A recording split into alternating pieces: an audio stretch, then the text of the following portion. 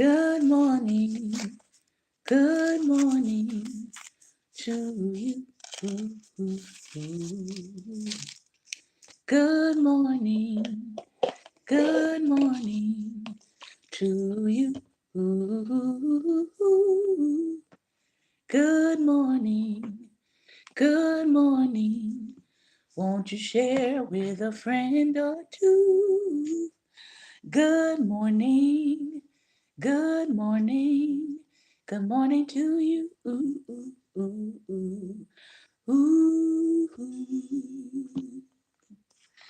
Good morning, everyone. I hope that you all are doing well. I hope that your life is doing well. I hope that you have had an opportunity to get up and to thank God for life, for health, and for strength. Before we get into our books for today, I do want to take a moment and talk about something that, in a way, is related to health, wealth, and wisdom, and in a way, is related to finances, wealth, power, all of those things um, that people sometimes allow to go and surpass humanity. I want to say that my prayers have already gone out this morning, but I want to say condolences to the many families that have been affected by yesterday's shooting in New Zealand. Um, Two mosques.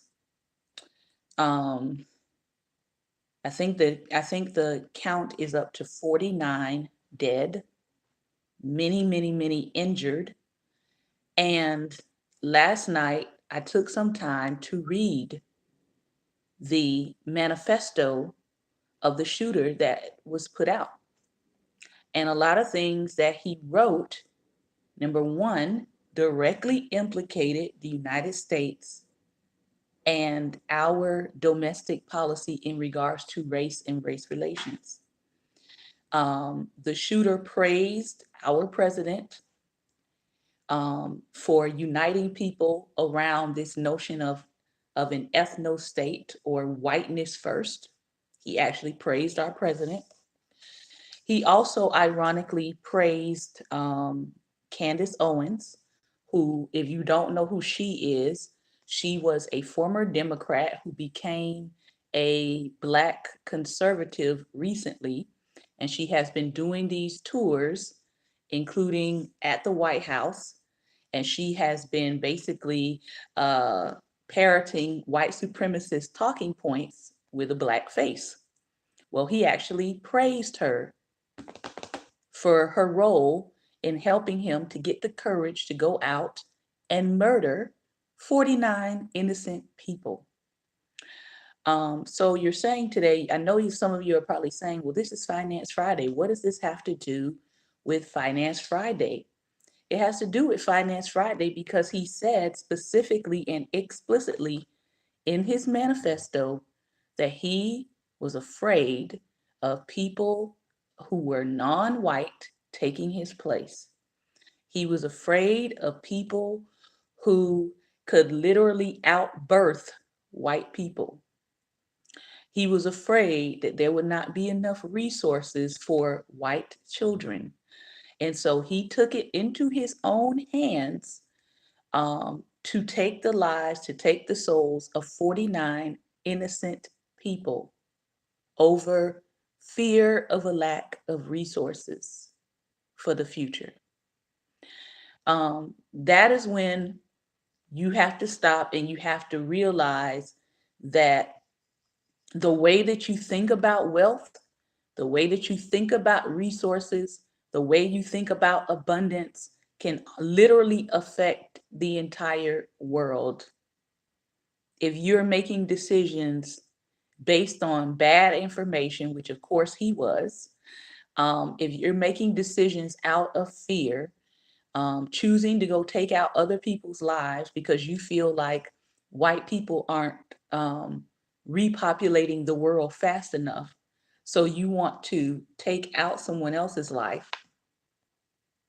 That's not other people of the world's fault, right? That white people in his eyes are not populating fast enough or not reproducing themselves fast enough.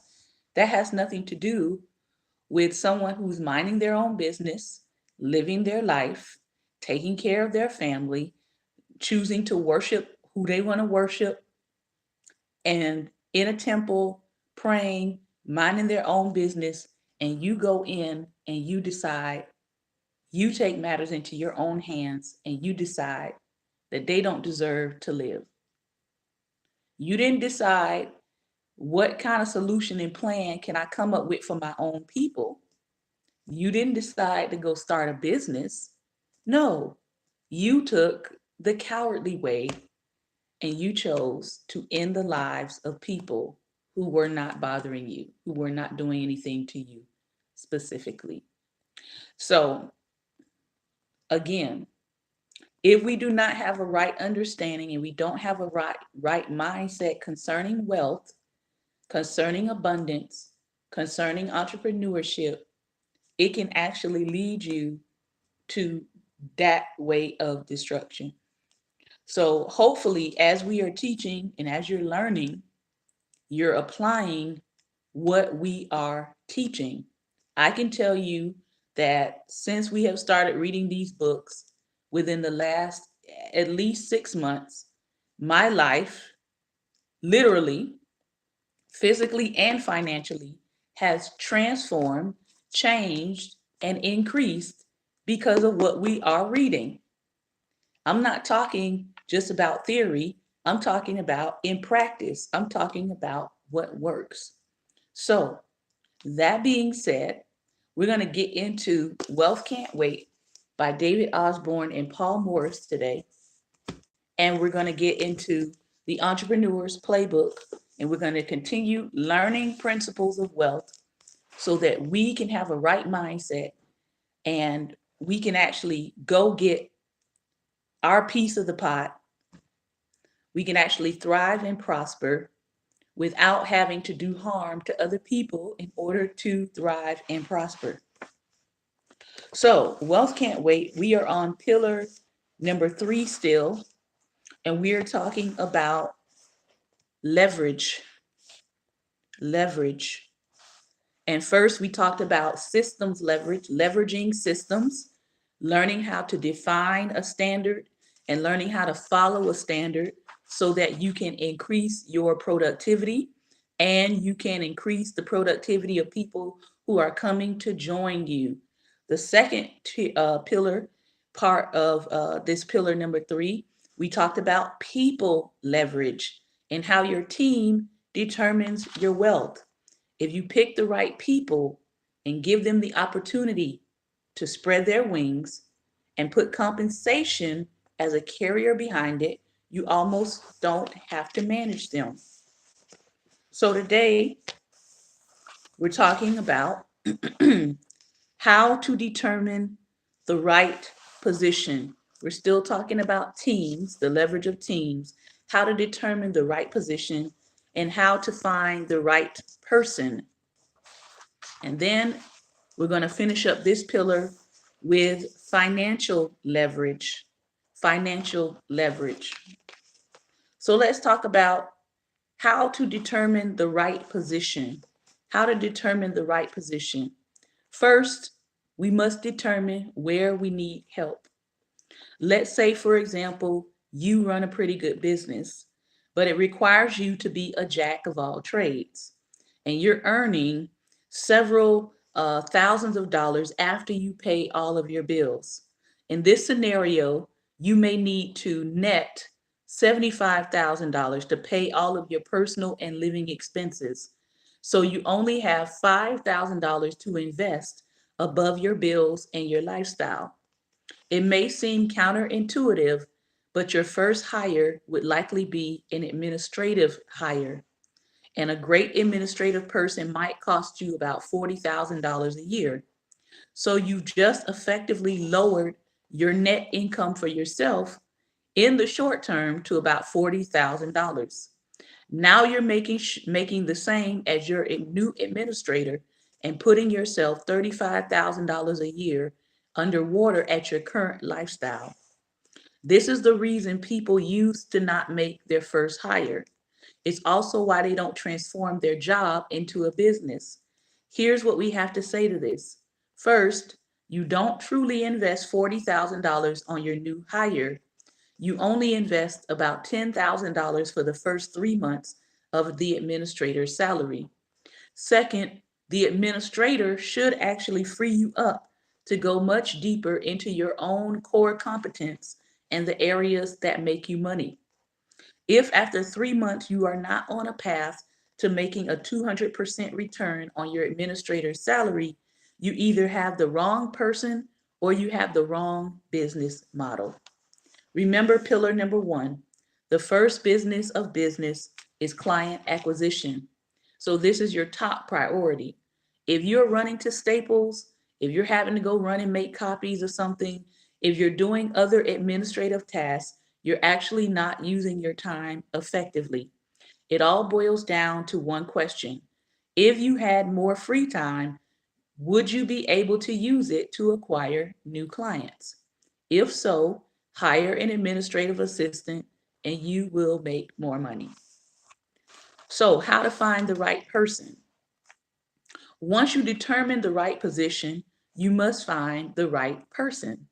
We study this extensively and teach the hiring process.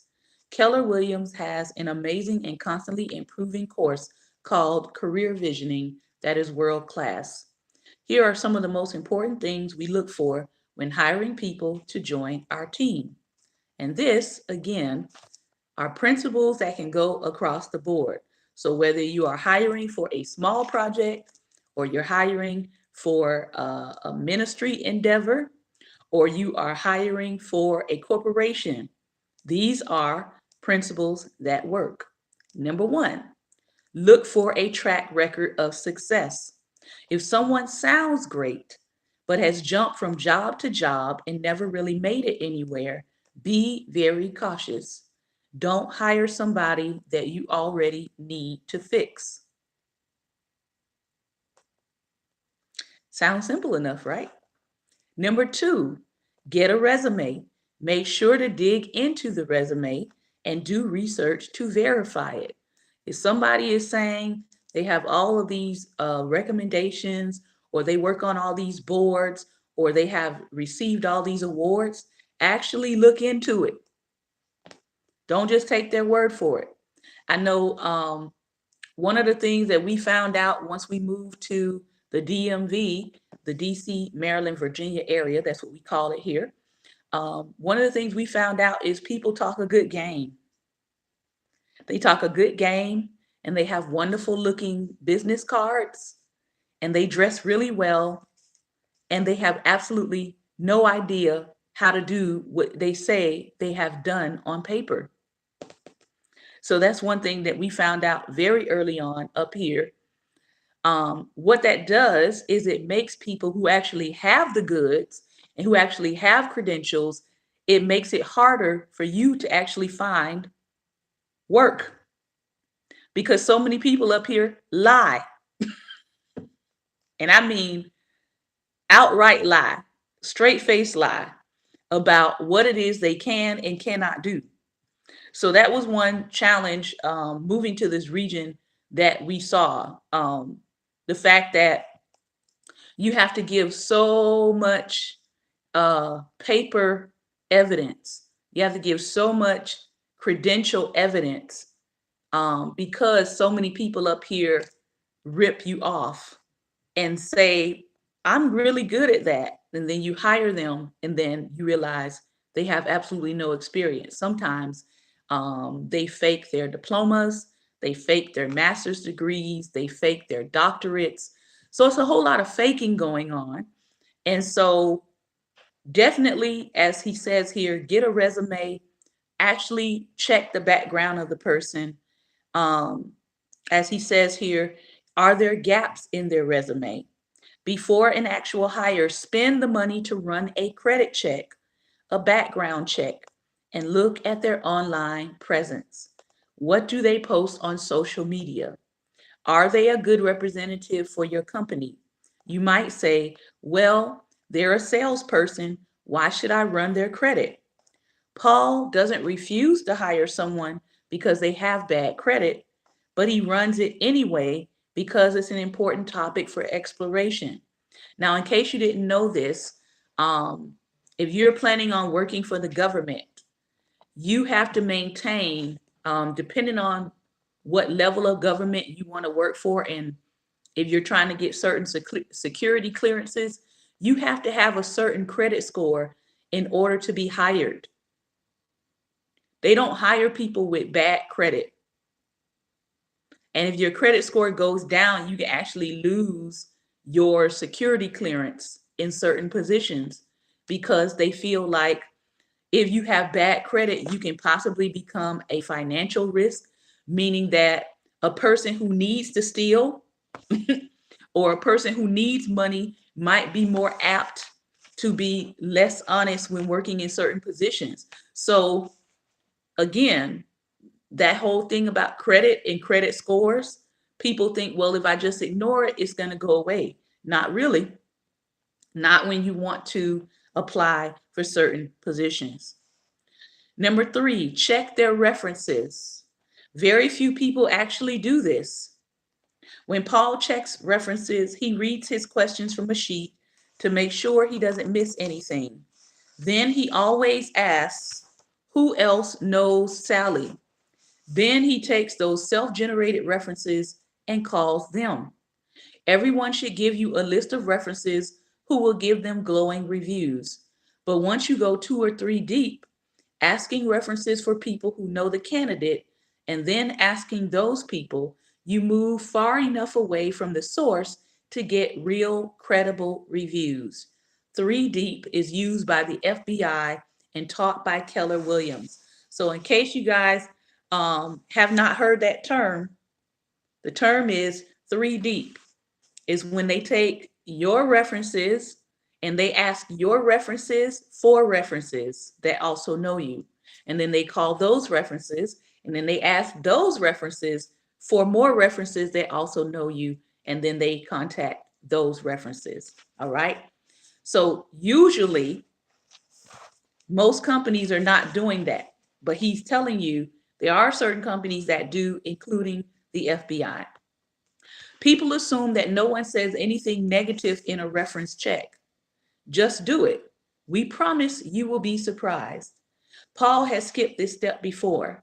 They were smart, awesome, and killing it at a major competitor of his, but he didn't call for their references, and the result was catastrophic.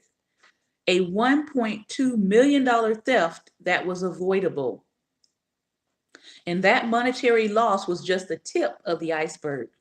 When you consider the disruption of business, time required to fix a mess, and sheer stress of it all, the loss was more than double the money that was taken. Do yourself a favor, take a class on hiring if you are a business owner.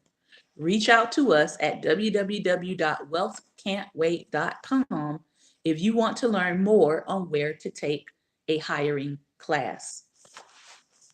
So, here are a few wealth accelerators. Number 1, hire problem solvers. One of the main reasons that people contact me for business is because I'm a problem solver. I like to help people solve problems. I like to give people ideas for business, for trademarking, for slogan marking. And so people look for me to do that. Problem spotters are a dime a dozen. You want someone with critical thinking and problem-solving skills on your team, not someone who only knows how to point out a problem. The problem solvers will help take your business to the next level with their valuable contributions, freeing you up to focus on what you do best. 2, hire intelligence. How do you determine if they are smart? Ask the tough questions. We ask a few questions that the candidate would not be able to answer. You want to find out how they think. This will also let you see what they do when they are under pressure and are faced with a question they cannot answer. So Have you ever been asked in an interview something you cannot answer? If you are, don't try to fake it. Just say, I don't know the answer to that, but I'm willing to learn and I'm willing to find out, and I'm a fast learner. When you try to fake it, that lets people know that when you don't know what you're doing with their money or with their product, good or service, that you're going to try to fake it. And that's never a good thing for a business trying to make a profit. They don't need you to try to fake it. They need you to actually find out the solution. Okay? For example, as he just says here, do they fake it? Do they try to work through it and then admit they don't know? Or do they come up with a creative solution that you have not considered? Number 4, follow Rick Pitino's mantra, hire PhDs, those who are poor, hungry, and driven. They don't have to be financially poor, just be certain they have fire in their bellies. Number 4, use a behavioral profile. We recommend the DISC profile, DISC. This online personal assessment tool will increase your ability to hire and keep great talent. It will also help you discover if the candidate will likely succeed in the position. Again, that's an online profile that you can take yourself.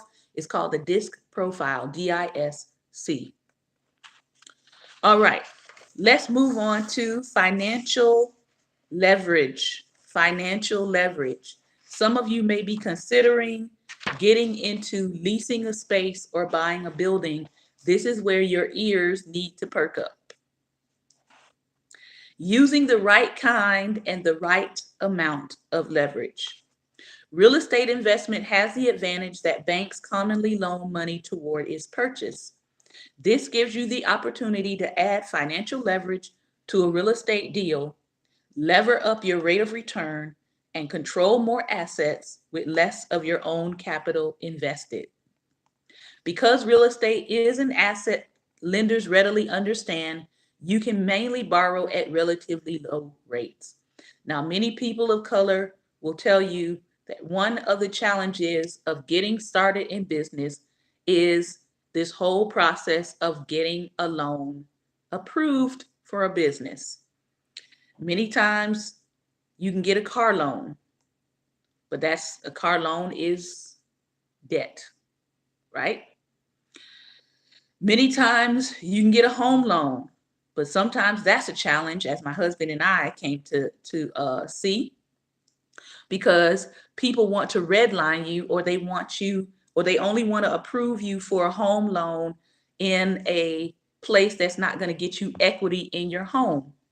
So you may have to do some battle in that arena. The next part of that is leasing a building or getting a business loan for buying a building for business space. This is the one where most small business owners struggle. This is the one where one of the main problems for company startups is, as they said, getting capital for whatever it is that they're trying to do. This has improved, I would say, in the last decade for Black female business owners. There's lots of contests out there where you can pitch your business, or you can pitch your startup, or whatever you're trying to get started. So it's gotten a little better for Black female business owners, but overall, it's still a challenge. So let's see what he has to say in terms of financial leverage. If your return on capital invested increases based on the leverage you get from a bank, then you have something called positive leverage, meaning the more you borrow, the better your return. The question becomes, how much leverage is the right amount? If the return keeps getting higher, shouldn't you borrow 100% of the cost of a real estate asset? Our answer to this question is almost always no. We balance the increase in yield based on borrowing versus the amount of risk of borrowing more money. As long as your property cash flow, or income minus your expenses, pays all of your bills, including the mortgage, with some cushion, then you are using a safe amount of debt. The goal is to be close to bulletproof in each asset while still getting the advantage of leveraging with debt. We know many smart people who got crushed in a downturn. That breakdown came when they were over leveraged in a real estate investment and the market corrects downward, creating negative cash flow and negative equity in an asset. The pain of that financial pressure causes other good assets to get sucked into the bad asset vortex. Suddenly, their real estate empire caves in under the pressure, and the investor then goes bankrupt or takes severe net worth damage because their real estate portfolio had a built in requirement for positive or neutral growth in order to sustain itself. If you have equity equal to or greater than 30% in every real estate asset you invest in, then you will have a cushion against the shift in the market. If you see the shift occurring, you can still get out of the asset without writing a check. And or you'll have better cash flow. So if your rents go down, you can still cover your debt. Normally, financial institutions secure debt in two ways. First, if the borrower fails to pay, they can actually take over the property and sell it at auction and keep the proceeds up to the amount of the loan. Second, they also require a personal guarantee, meaning you personally guarantee the loan for any shortfall if the foreclosure or the auction sale does not satisfy the entire debt. In this instance, the lender can come after as many of your assets as necessary to cover that debt. It is this personal guarantee that is most dangerous in a recession. One terrible development deal crashes and the lender goes after all of your assets. It can and has been devastating. More sophisticated investors can get something called a non recourse debt. Non recourse means that banks cannot go after your other assets and require only the underlying property to secure the loan. This is generally available only to very large investors who put enough money down so that the lender is not at a risk of loss if the economy tanks and the borrower fails to pay the mortgage. Leases and personal guarantees. Leasing a space is also a form of financial leverage. If you lease and build out your space for your business, you are using the building owner's money to leverage out your operational hub. Keep in mind that a lease, just like a loan on business equipment, is another example of leverage that can help you expand when you don't have the cash available to do it, but also can take you down during a recession. Most leases come pre-written with personal guarantees in them. Here is our advice. Do not sign them. Negotiate them away if you can. This is much easier to do in a downturn than in a booming market.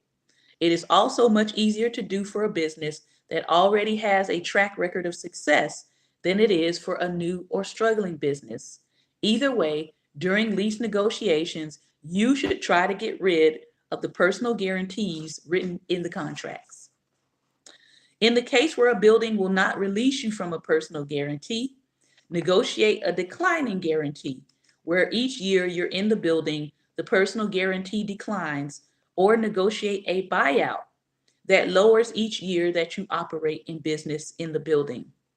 David tries to go 100%, 80%, 60%, and then 0%. If you operate so that you can manage your downside, the upside will take care of itself. So, why do these things matter? In the last downturn, David had about 140,000 feet under lease. He personally guaranteed only 5% of it. When a couple of the businesses he owned started losing money and he had to renegotiate terms and rents with the tough landlord, he told the landlord, "Do me a favor and lock me out." You don't have the luxury of taking that position if you have signed personal guarantees. In that case, David ended up getting a 75% reduction in rent for a couple of years from a landlord who would have given him 0 if David were on the hook for the lease. We have friends who have signed huge personal guarantees when the economy was booming that turned financially catastrophic when the economy shifted, their business failed, and they could not sublet the space. So, when you're thinking about leasing a building, as he warns, try to get the personal guarantees either taken out or try to get the percentage of them lessened. Let's go to principle number 5 in the Entrepreneur's Playbook. Remember, the first 4 principles are: number 1, find a problem to solve. Number 2, build a better mousetrap. In other words, recession-proof your business. Number 3, be passionate and be ready to make mistakes. And number 4, experiments. Number 5, if you are not failing occasionally, you are not aiming high enough. Raise your hand if you want to fail. Anybody? Anybody, anybody, anybody, right? Nobody wants to fail. Nobody wants to have "I failed" as a part of their resume. But sometimes failing is actually good for you. A lot of potential entrepreneurs have trouble with the concept expressed in the chapter title. Intellectually, they know the path that leads from idea to marketplace is not going to be smooth, and that invariably some of the things they're going to try along the way will not work. But it's that word failure that drives them a little nuts. They simply don't want to be associated with failure. So they get defensive when I say it, and I say that failure isn't only an integral part to becoming successful, it's often essential. They stop listening and start coming up with all kinds of reasons why I must be wrong. This puzzled me for a long time until I finally figured out that they were thinking about failure one way while I viewed them another. Every time something fairly major went wrong, consumers said they didn't like the prototype. A major distributor they weren't counting on to carry their product said no. These people considered it a failure. I wouldn't. I'd call it a setback. And the difference is more than a matter of semantics. If you can walk away from the disappointment and live to fight another day, then it's not a failure. To me, a failure is when you're completely wiped out, when you don't have any more resources to try again. Now, this is not in the book, but here's a little secret for you. As long as you're alive, as long as you have a brain to think, you have the resources to try again. Right? As long as you're alive, as long as you can get up, as long as you can think, as long as you have faculty of your mind, you're in your right mind, you have the ability and you have the resources to try again. With this, by way of background, you understand why I always tell people experiencing what they consider to be a failure that it is okay as long as it does not wipe you out. If you lose all your money on your first attempt, it's going to be extremely hard to get a second turn at bat. People might be reluctant to invest in you, especially if your initial set of investors lost their shirts. On top of that, your confidence will be down. I tried something before and it failed. I'm not sure that I want to try that again. That is going to make any subsequent effort more difficult. You're going to be more tentative and more slow to move and quadruple check everything because you're petrified of making another mistake. Now, I could talk about this from a personal standpoint that losing everything or nearly everything in my life made me no longer afraid to lose stuff. That was the positive. Yeah. So losing a place to stay, losing job, losing vehicle, it actually pulled some things out of me to say, hey, now that I'm at 0, it's only up from here. I didn't feel like getting up every day, but I knew that it was only up from here. I was like, well, gee, what else bad? What more could happen? Right? I don't have what I need, and I need to make it happen. Right?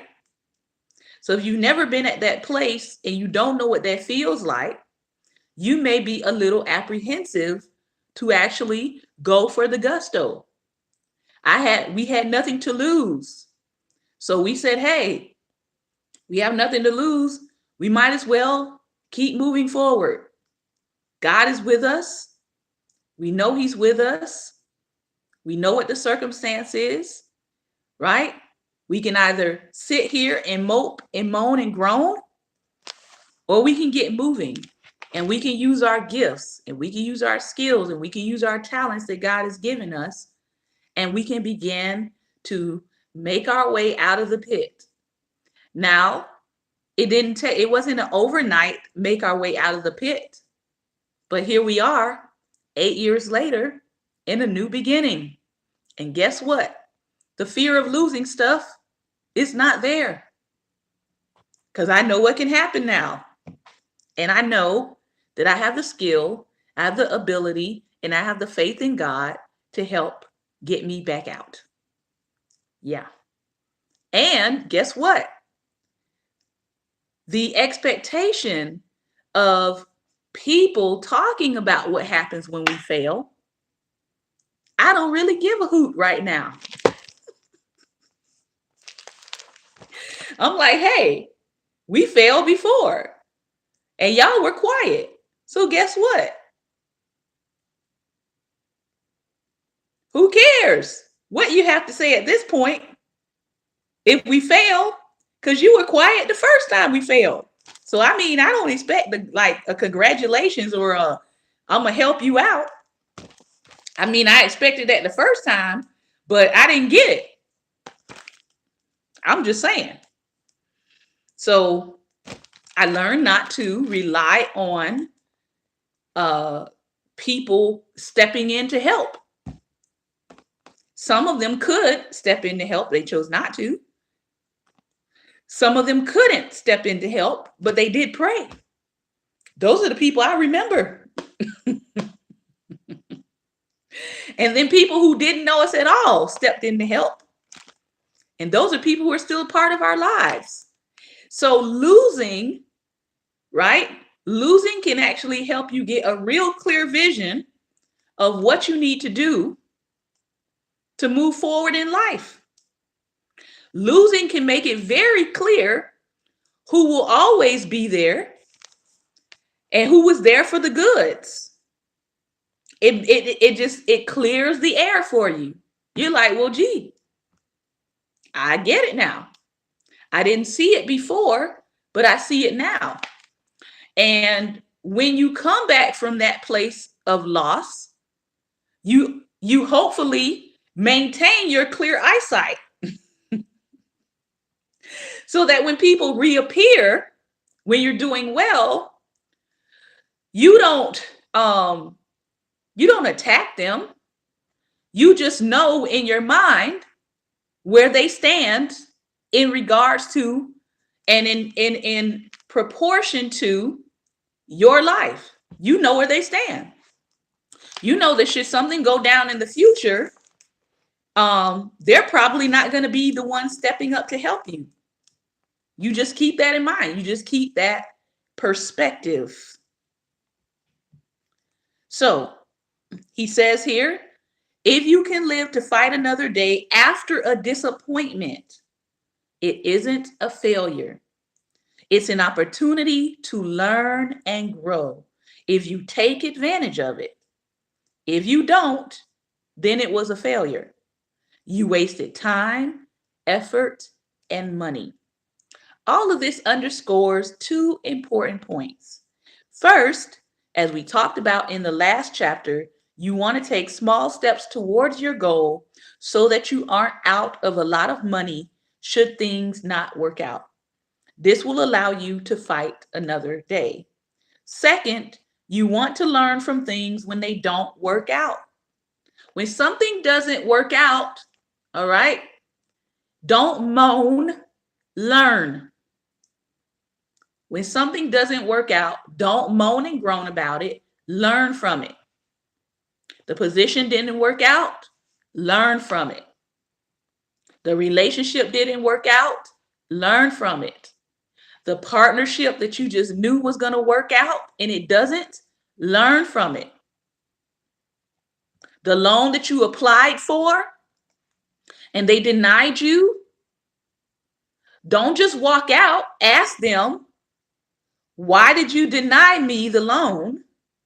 And what can I do to get to a place to apply again in 6 months to a year? What are you going to be, what are you looking for in my profile that I need to work on so that if I apply again, I will get an approval this time? So don't moan and groan about the fact that it didn't work out. Learn from it.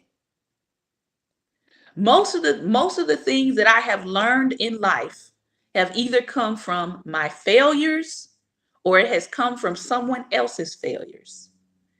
When God called me into pastoring, this was in 2008. I did not step out into pastoring until 2012.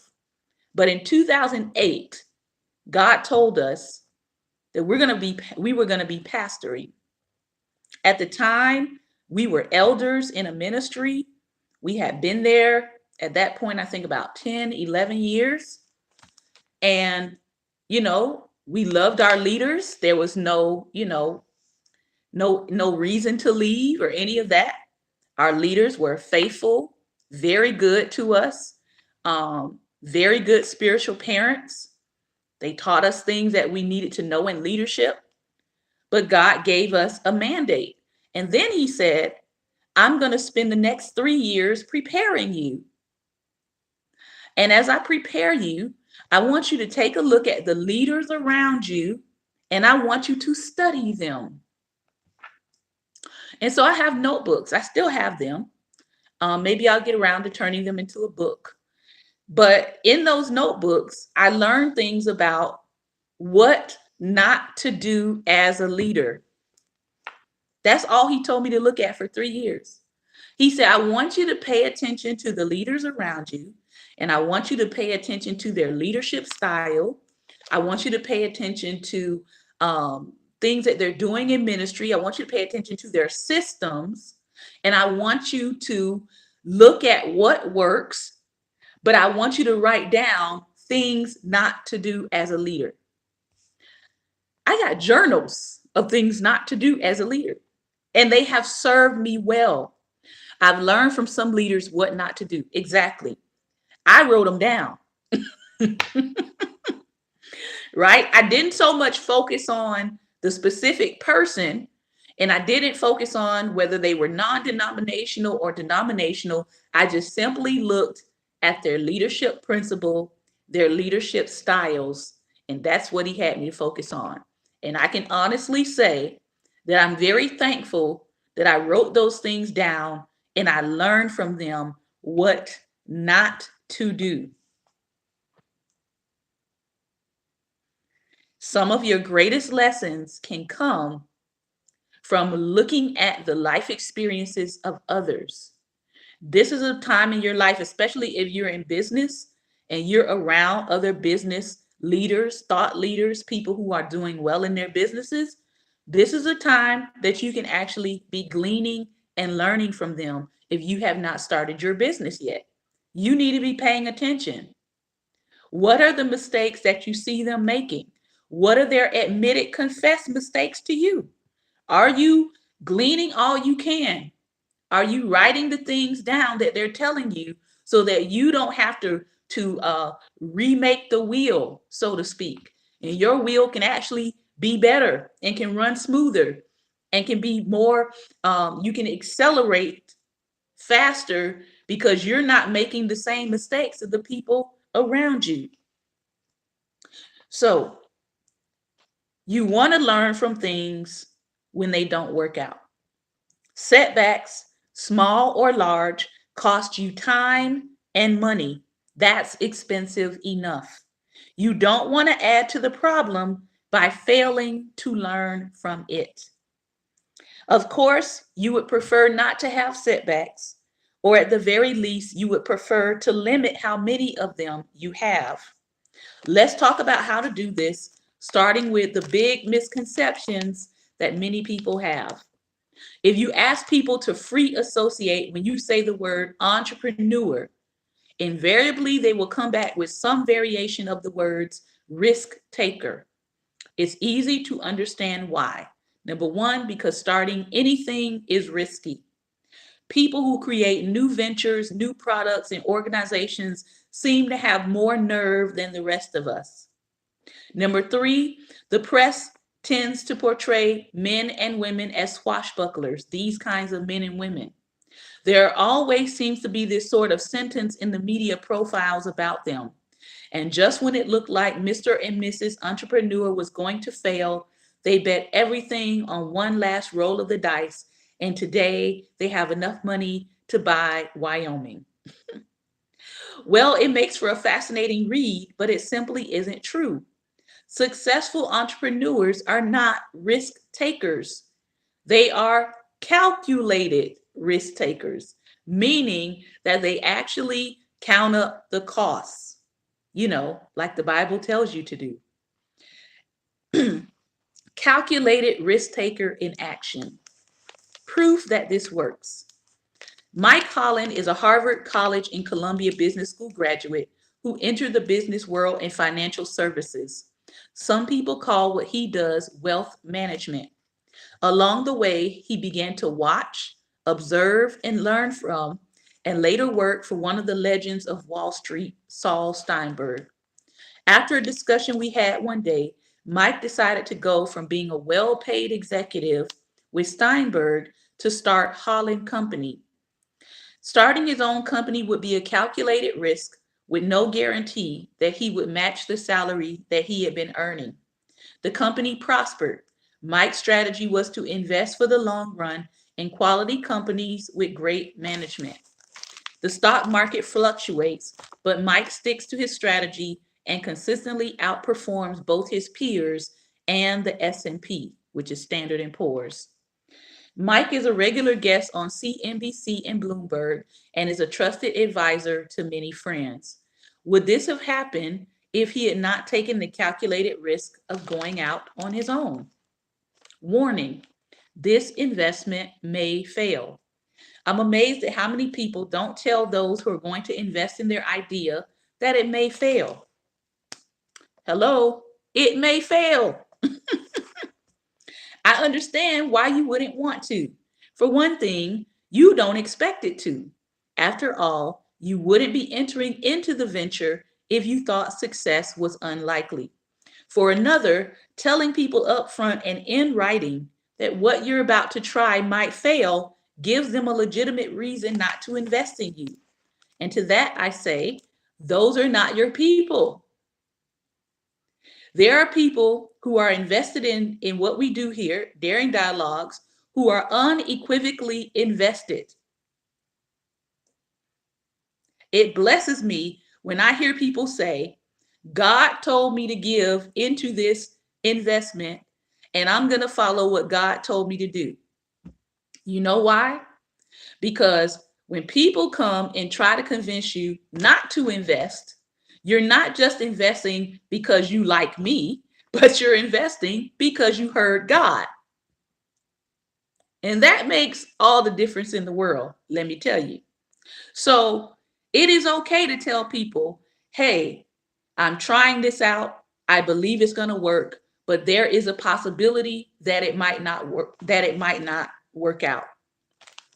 It's not only the right thing to do, it also makes strategic sense.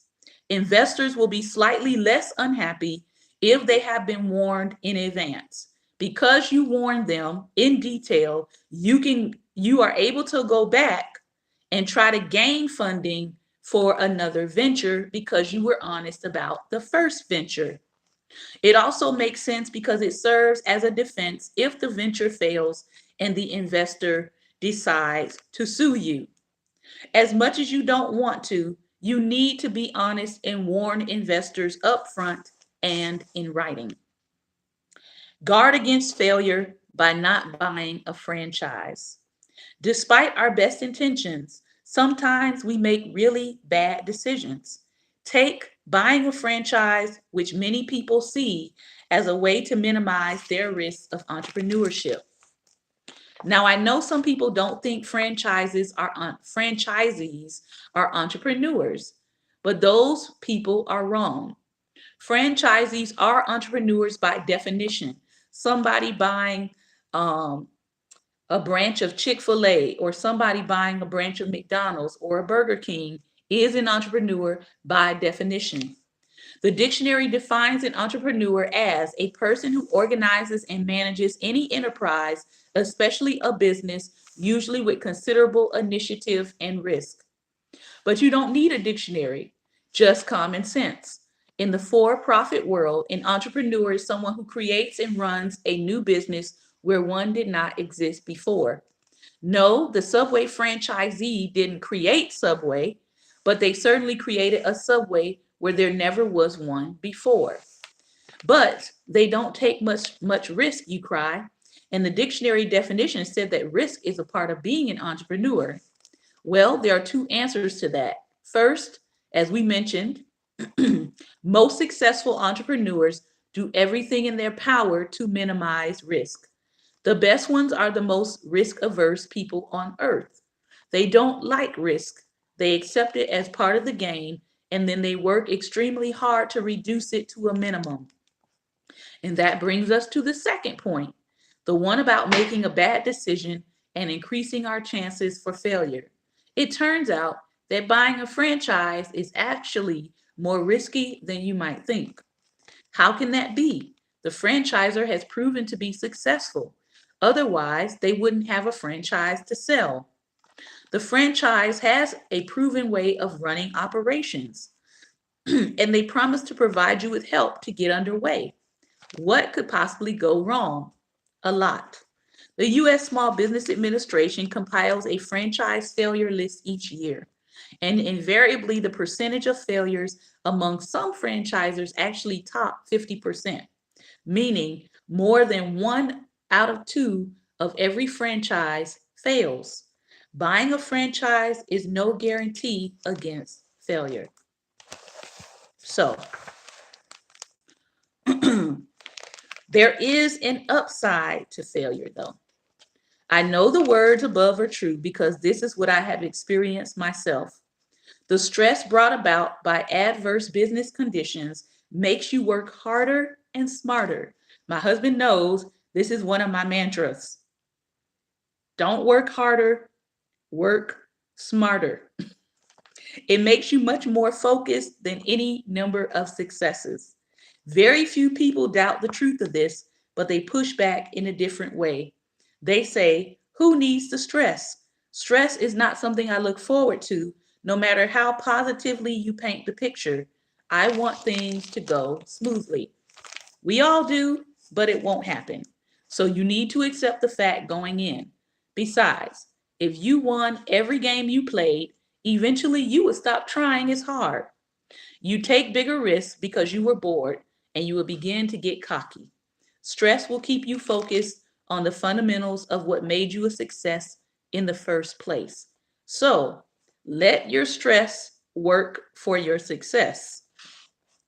Another way to look at failure. This is a business book, but allow me a brief personal aside to show you that what we've been talking about can apply to your personal life as well. When I was in my 40s, I decided that one of the few athletic events I could still do well was running. So I set goals to run in the 5K and 10K, half marathons, and finally a full marathon. I ran in the Boston Marathon Charity Division 3 times. Then I was diagnosed with non-Hodgkin's lymphoma, and I stopped running for a few years. When the doctor said I was sufficiently recovered with the help of the Babson track coach Russ Brennan, I once again set running a marathon as my goal. This time I chose the Boston Marathon Jimmy Fund Walk, which raises money for the Dana-Farber Cancer Institute. They will use the Boston Marathon Trail of 26.2 miles, including Heartbreak Hill. And at first I was disappointed because I could only do a half marathon. When I realized it was not a defeat, it would be a victory to accomplish that, I started to enjoy the experience. I stopped at the rest stops, talked to my fellow runners and walkers, many of whom were either recovering from cancer or raising money in memory of someone who had lost their battle. It put a different perspective on my life. And then after that, I went on to complete several full marathons. So, the biggest failure is not starting. People can be extremely risk averse, and the idea of the venture not working out can scare them to the point where they never get underway. They keep thinking about the idea and maybe doing more and more research, but they never pull the trigger. They take too long to test the market, putting off actually beginning to the point where the competition steps in and passes them by. All these situations are sad. As we've said before, if you think you have a good idea, get into the marketplace as quickly as you can and see what happens. Learning from failure.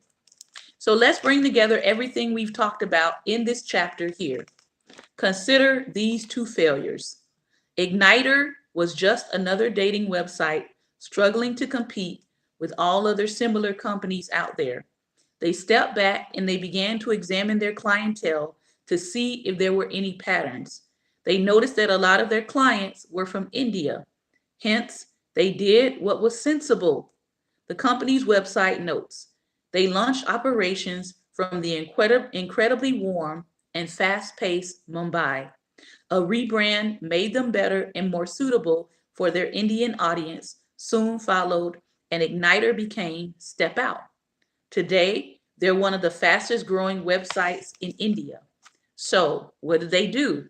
They stepped back, they took a look at who was interested in their product, and then they tailored their product and moved their business headquarters to the place where the people were actually interested in what they had to sell. All right. Number two, back in the 1990s, Target was seen as just one more discounter, a slightly nicer version of Walmart or Kmart. It was not a success. By entering into deals with designers such as Isaac Mizrahi and Michael Graves, who provided the store with pared down versions of their offerings, the company differentiated itself and became successful. And now women like to call it Target, right? Because they consider it to be a little bit more upscale from Walmart or your Kmart because they partner with designers to give decent pricing for their clothing and their accessories, but have a designer name attached to it. Guess who's doing the same thing now? Walmart. Walmart is now partnering with designers so they can get a pared down version of some designer goods to be featured in Walmart. You could say that the initial efforts of both Igniter and Target were failures. After all, neither one had gained them a lot of traction at the beginning. But by learning from what they did and learning what did not work, what the uninitiated would call a failure, they were actually laying the foundation for their success. So many times people can get started and see something is not working and they automatically assign it the word failure. Don't let that be you. All right. Find out what is not working, what is the setback, retweak it, rebranch it, rebrand it, and relaunch it. Calling on a higher power. I love the fact that he's talking about this. Calling on a higher power. I recognize that the Pew Religious Landscapes Survey recently reported that about 23% of the US population is religiously unaffiliated atheists or agnostics. That's almost 1 in 4 people you meet. And I never talk about religion or faith until someone else brings it up.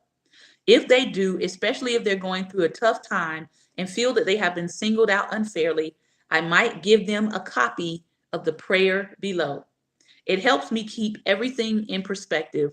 Specifically, it provides me with 2 important reminders. Number 1, when things don't go well, you can complain or you can say, okay, I've been given a challenge. What am I going to do about it? Number 2, it reminds me that the Lord won't throw anything at me that I cannot handle. This prayer has helped me a lot. I put it here not to proselytize, but to help you get through tough times as well. Now, we have been reading this book for quite a while, and I figured that the reader was a believer, and now he just proved it. So, let's take a look at this prayer that he has put down here as we close for today. Dear Lord, help me to be a sport in this game of life.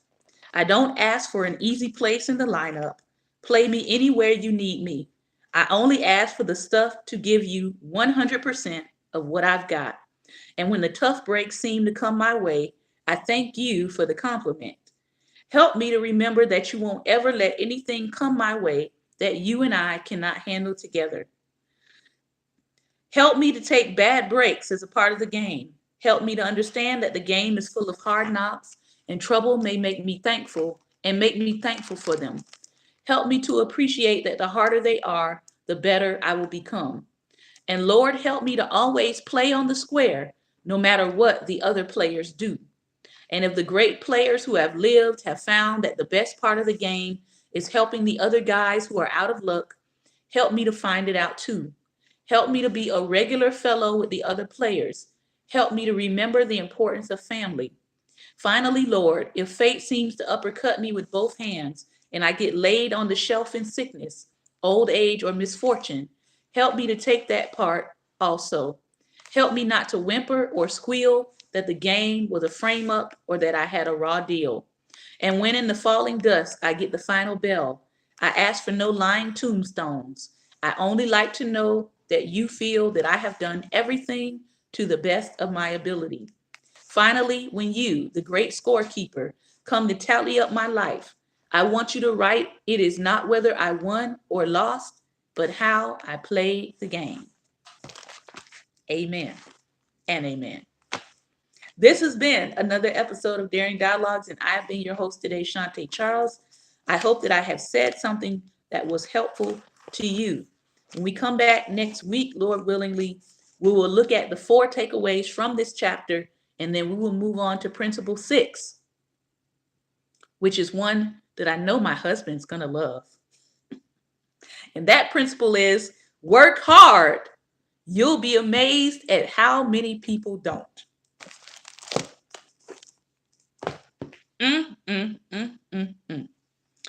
So we have time for one call in. If you want to click the double smiley face, if you want to click the double smiley face to share a comment with us as we close out before we do our final close, hit the smiley face and share something with us today. All right.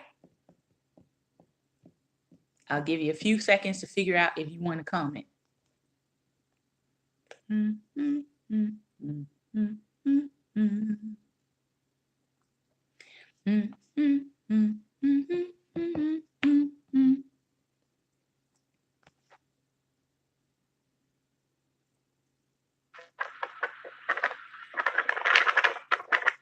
All right. Are you there, Pastor Ben? Hello, Pastor Shante. Hello. Listen, I'm going to come in on a couple of things from my experiences as I typed in responded. I've learned from leaders what not to do. Mm-hmm. I recall one particular situation where there were me and this young lady. We were leaders in the church. We both were supposed to be pastors, Mm-hmm. and we were under a pastor. And she got upset. She said, because we ended up leaving the ministry. She got upset. She said, we didn't learn anything from her. I said, I did. I learned a whole lot about exactly what not to do as a pastor. So, I mean, many people look for something positive to learn from, but you look at the negative and see what not to do. I learn from mistakes that other people make. Yes. And I try to look at things from a whole other perspective that most people do. I even had an incident where this was a few years ago. My dad was in the hospital. I didn't know he was in there. Mm-hmm. I had a sister that called me, and she asked me if I knew that Dad was in the hospital. I said no.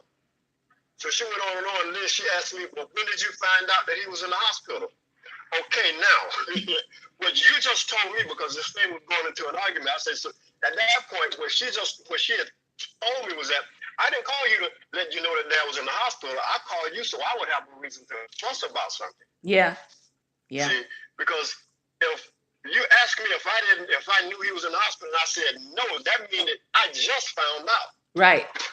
See, but that's not why she called. As I said, what I saw was that this was a thing for an argument. Mm-hmm. So what I did, I said, listen, as I said, I'm at work. I'm not going to do this. I said, so what I'm going to do, I'm going to hang up now. Before I could hang up, I heard a click. She was completely disarmed at that point because she didn't have any fuel at that point. So when you listen to people speak and you see how people act in certain situations, that should let you know how you should or shouldn't respond. Right. So that's something that I learned, and I've learned to find the lesson in everything. Find the lesson in everything. Thank you, Pastor Ben, for sharing with us today. You're welcome. As the wonderful Maya Angelou said, she said, when people show you who they are, believe them the first time. When people show you who they are, believe them the first time. This is in life, and this is in business. I want to thank you all for joining in today. Remember, light is the most daring opposition to darkness. So please go out today and be light. Don't count it as a failure. Count